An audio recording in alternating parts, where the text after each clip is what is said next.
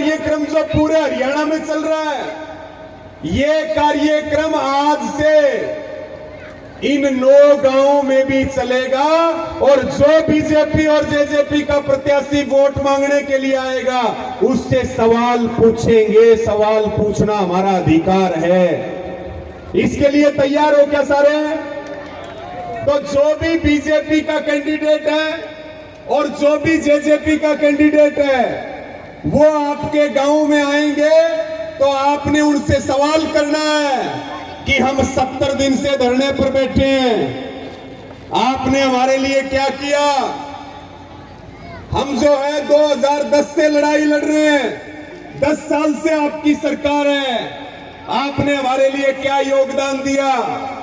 आपने किसानों के लिए एमएसपी का गारंटी कानून क्यों नहीं बनाया? आपने उद्योगपतियों का कर्जा माफ किया लेकिन किसानों का कर्जा माफ क्यों नहीं किया? ये सारे सवाल आपने हर प्रत्याशी से पूछने हैं जो सरकार के प्रत्याशी हैं। या तो वो सवालों के जवाब देंगे और सवालों के जवाब नहीं देंगे, जवाब उनके पास कोई है नहीं, तो वो धूम दबा करके वहां से भाग जाएंगे और आप भी अपने आंदोलन को मजबूती देंगे।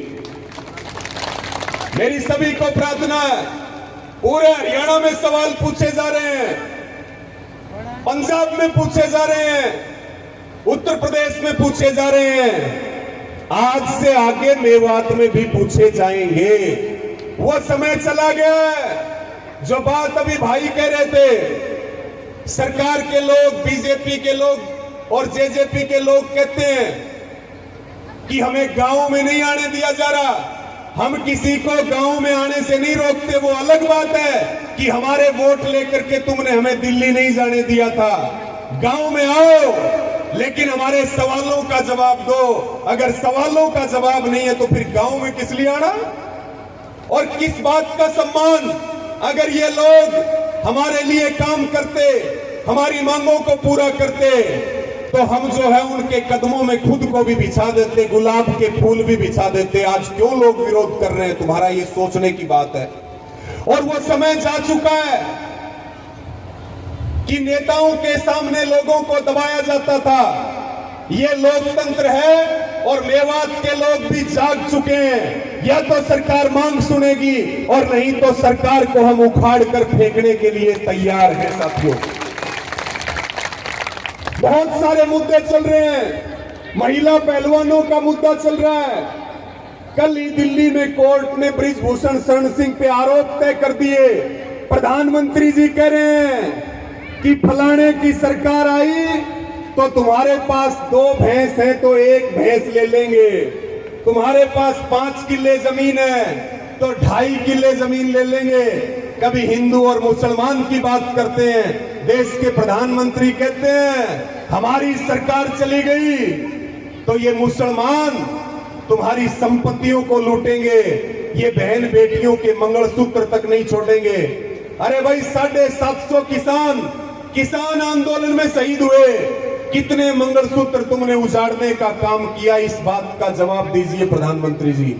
ये बौखला चुके हैं, हार इनको सामने दिखाई दे रही है, इसलिए उल्टी सीधी बात कर रहे हैं। और हम ये कह रहे हैं ना हिंदू अलग है ना मुसलमान अलग है, ये लोकतंत्र है। यहाँ पे मुद्दों की बात होगी। झूठ की दुकान तुम्हारी 10 साल तक चल रही, अब चलने वाली नहीं है। अब लोग आपस में लड़ने वाले नहीं है साथियों। इसलिए कुछ बात मैं आपसे जरूर पूछना चाहूंगा और आप दोनों मजबूती के साथ आवाज दे करके बताना कि जिम्मेदार कौन है। आप 70 दिन से धरने पर बैठे हैं, जोर से बोल के बताओ इसका जिम्मेदार कौन है? बीजेपी वाले। जोर से बोल के बताओ। बीजेपी वाले। आवाज कम है, इतनी आवाज में काम नहीं चलेगा। ये बताओ 70 दिन से धरने पर बैठे हो, इसका जिम्मेदार कौन है?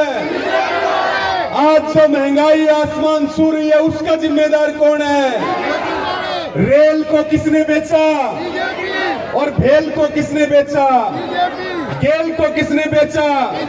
उद्योगपतियों का कर्जा किसने माफ किया?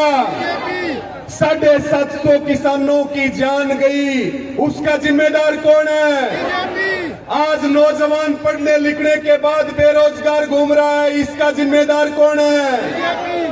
और ये जो हमारा भाईचारा खराब किया जा रहा है, इसका जिम्मेदार कौन है? हमारे हक को मारने वाला कौन है? महिला पहलवानों के साथ शोषण करने वालों को बचाने वाले लोग कौन हैं? तो फिर जोर से बोल के क्यों नहीं बता रहे?